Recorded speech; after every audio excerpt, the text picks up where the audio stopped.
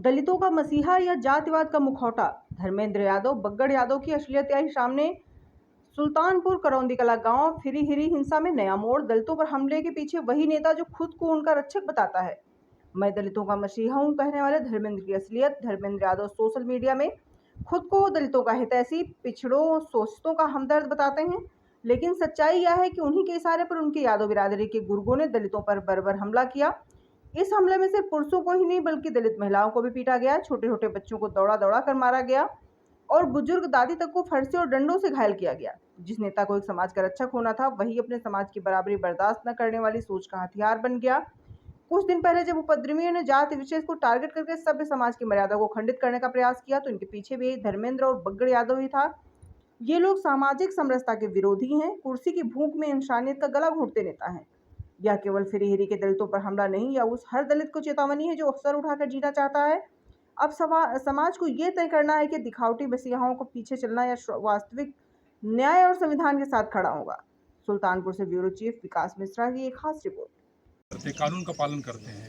अगर कानून को कोई भी उल्लंघन करेगा तो निश्चित तौर पर जो भी कानून के प्रकेम जो भी धारा है तो उनकी धारा के सहित उनको अंदर करने का काम किया जाएगा। विधायक जी, यहाँ के लोगों का एक आरोप है कि ये कई बार इस तरीके से हो चुका है, जात को लेकर के कई बार इस तरीके से ये समाज के लोग पीड़ित हुए हैं उनके द्वारा। क्या कहेंगे इस पर आप? देखिए, पिछली जो भी चीज़ें रही हमारी, जैसे आदरणीय योगी जी की दूसरी बार की सरकार ही बनी हुई है, हम लोग का यही सिर्फ कहना है कि जो बाबा साहब का मिशन था शिक्षित हो। मैं अपने लोगों से यही कहता हूँ, जिस दिन आप शिक्षित हो जाओ, सरकार की इतनी व्यवस्थाएं दी जा रही हैं, लेकिन उसके बाद जो तथाकथित लोग जो जातिवाद की राजनीति करते हैं, आपस में लड़ाने का काम करते हैं, जब हम भाईचारा नहीं रहेगा। और मैं तो बड़े गर्व के साथ कह सकता हूँ, इन 8 सालों में दूसरी बार का मेरा कार्यकाल है, मैंने पूरी तरीके से कोशिश की कि जो भी अगर मेरे पास कोई आया है तो हमने न कभी जात पूछी, न हमारी सरकार ने कभी जातवाद देख करके सरकार की योजनाओं को लाभ हम लोग जातवाद देख करके नहीं करते। जो आया है, जो वंचित हो, उसको हम लोगों ने पूरी मदद करने का काम किया है।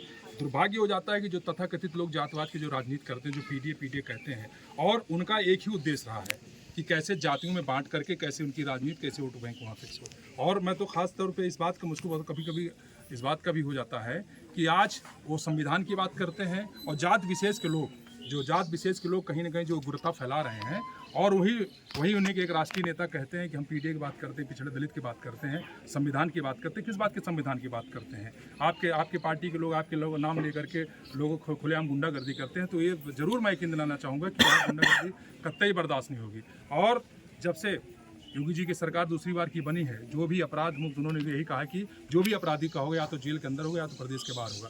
हमारे सीओ साहब खड़े, इन्होंने 3 लोगों की गिरफ्तारी, और जो भी बच्चे हैं वो सब कोई ना कोई जो भी कार्रवाई में इसमें जो भी इसमें लिप्त हो, उस सबके ऊपर कार्रवाई। विधायक जी, ये अक्सर वो लोग हमेशा आते हैं ना, खा कर चले जाते हैं। उसे पैसे परसों भी आए, उधार खाते हैं।